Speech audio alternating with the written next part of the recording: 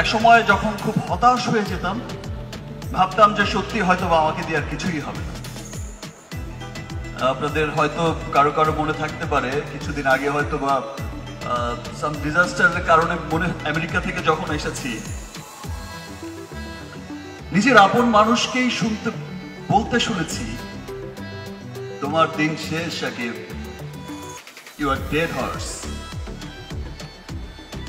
নিজের চেনা মুখগুলোকেই পাল্টে যেতে দেখেছি, অবাক হয়েছি, দুঃখিত হয়েছি, ভেবেছি হয়তো এখানেই শেষ, ইতি টানতে হবে।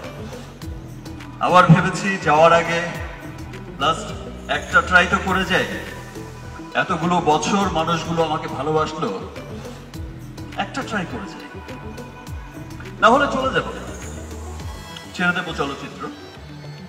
যা শূন্য হাতে এসেছিলাম, যা পেয়েছি তা অনেক।